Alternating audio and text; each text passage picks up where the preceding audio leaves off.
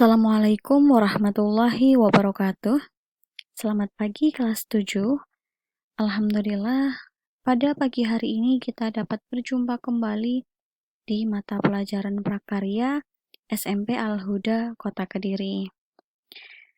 Alhamdulillahirrabbilalamin, kalian kemarin sudah melaksanakan penilaian tengah semester dengan baik.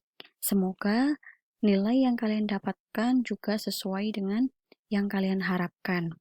Baik, pagi ini kita akan belajar tentang pengolahan bahan sayuran menjadi makanan dan minuman. Alangkah baiknya sebelum kita memulai pelajaran, mari kita berdoa bersama-sama agar pembelajaran prakarya ini dapat bermanfaat bagi kita semuanya. Berdoa mulai. A'udzu billahi minasyaitonir rajim. Bismillahirrahmanirrahim. Raditu billahi rabba wa bil islami dina wa bi Muhammadin nabiyya wa rasula. Rabbi zidni ilma warzuqni fahma. Amin ya rabbal alamin. Berdoa selesai. Baik anak-anak, silahkan disiapkan alat tulisnya untuk mencatat materi hari ini. Selamat belajar. Yang pertama, kita akan membahas tentang pengertian sayur.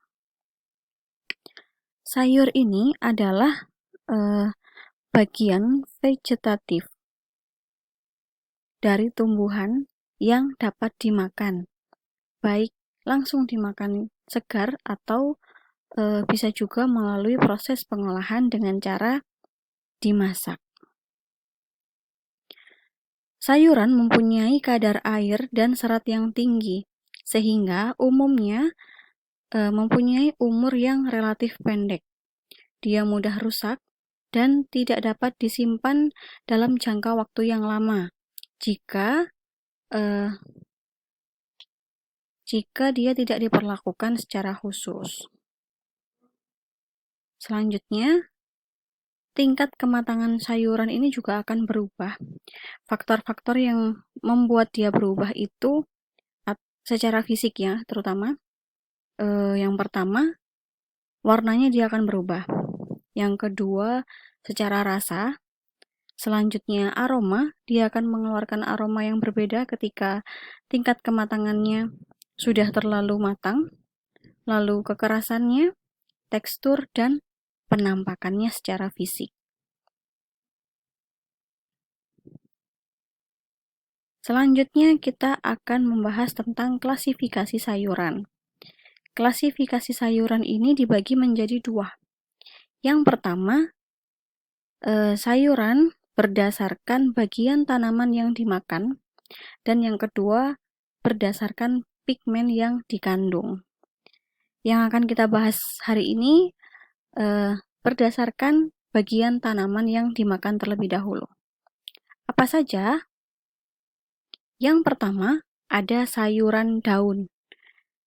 Sayuran daun ini merupakan jenis sayuran yang dapat dikonsumsi pada bagian daunnya. Sayuran daun dengan kualitas yang bagus, dia itu daunnya utuh, tidak berlubang, tidak busuk, serta batang dan daunnya ini berwarna segar. Contohnya ada bayam, kangkung, sawi, kubis, daun kemangi, daun melinjo, dan selada. Yang kedua adalah sayuran batang. Sayuran batang ini dimanfaatkan bagian batangnya dari tumbuhan tersebut, dari buku dan ruasnya. Buku merupakan tempat menempelnya daun tersebut. Memilih sayuran batang yang baik ini, biasanya dia yang batangnya masih muda, lalu warnanya masih cerah, dia bersih, dan juga tidak busuk. Contoh dari sayuran batang ini ada asparagus, rebung, paku, seledri, dan lain sebagainya. Yang ketiga ada sayuran akar. Sayuran akar ini sayuran berupa umbi-umbian karena umbi merupakan akar yang mengembung. Sayuran akar banyak mengandung karbohidrat dan berbagai nutrisi lainnya. Sayuran akar adalah sayuran yang baik yang sudah berumur cukup, ukurannya besar, dia tidak tumbuh tunas, lalu dia tidak ada bagian yang membusuk. Contohnya apa? Contoh dari sayuran akar ini ada kentang, wortel, lobak, talas, dan ubi jalar. Yang keempat kita ke sayuran bunga. Sayuran bunga ini adalah tanaman sayuran yang berasal dari organ vegetatif dan yang dimanfaatkan adalah bagian bunganya. Sayuran bunga dikatakan memiliki kualitas yang baik jika bunga atau kembangnya ini tersusun secara kompak, berukuran besar, warnanya cerah dan segar, juga tidak ada bagian yang digigit hama. Contoh dari sayuran bunga ini ada bunga turi, kecombrang, kembang kol, dan brokoli.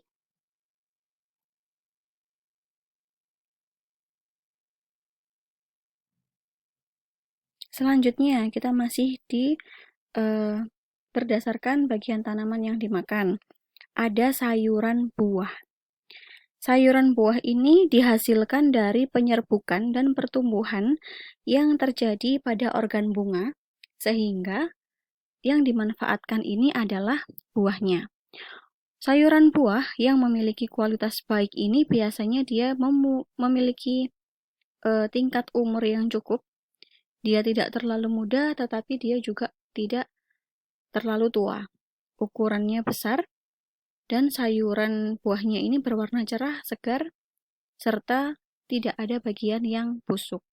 Contoh dari sayuran buah ini ada timun, cabai, labu siam, jagung, paprika, terong, dan lain sebagainya. Selanjutnya ada sayuran umbi batang. Sayuran umbi batang ini adalah batang yang tumbuh ke dalam tanah. Ujung umbi membentuk umbi-umbi karena penimbunan makanan. Dalam pemilihan umbi batang ini, sayuran umbi yang sudah berumur cukup, berukuran besar, tidak tumbuh tunas, dan bagian luarnya tidak ada yang busuk. Contoh dari umbi batang ini ada singkong, gadung, ubi jalar, talas, gambili, dan lain sebagainya. Lalu ada lagi sayuran umbi lapis. Umbi lapis ini yang tumbuh di bagian bawah permukaan tanah dan menghasilkan lapisan umbi yang tebal, sesuai dengan namanya, umbi lapis. Selain itu dia juga rimbun, sudah berumur cukup, dan menembak di atas tanah. Misalnya, contoh dari umbi lapis ini ada bawang merah, bawang putih, bawang bombay, dan juga daun bawang. Selanjutnya ada lagi sayuran jamur. Sayuran jenis ini itu secara ilmiah dia bukan tumbuhan, tetapi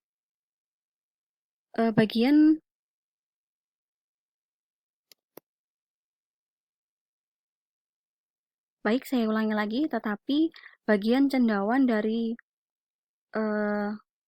jamur ini dia digolongkan sebagai sayuran karena dia dapat dimakan. Sayuran jamur yang baik ini adalah dia yang masih muda, bersih, dan tidak ada bagian yang busuk atau terkena hama. Contohnya ada jamur merang, jamur kancing, jamur tiram, dan jamur kuping.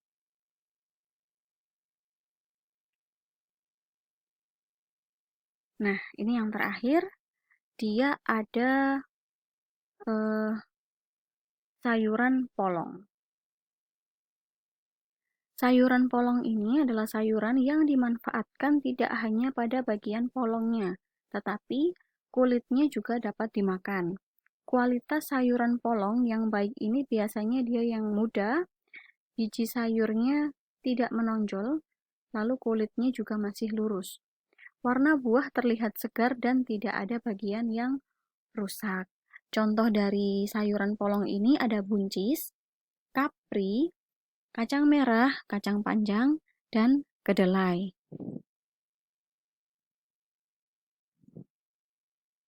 Baik, anak-anak, kita sudah belajar tentang klasifikasi sayuran berdasarkan bagian tanaman yang dimakan.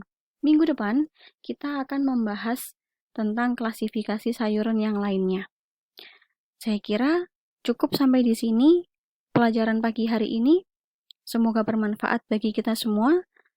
Untuk kalian tetap semangat belajar di rumah, jaga kesehatan. Kalau keluar pakai masker. Sebelum saya akhiri, mari kita membaca hamdalah bersama-sama. Alhamdulillahirabbil alamin. Saya akhiri, wassalamualaikum warahmatullahi wabarakatuh. Sampai jumpa minggu depan.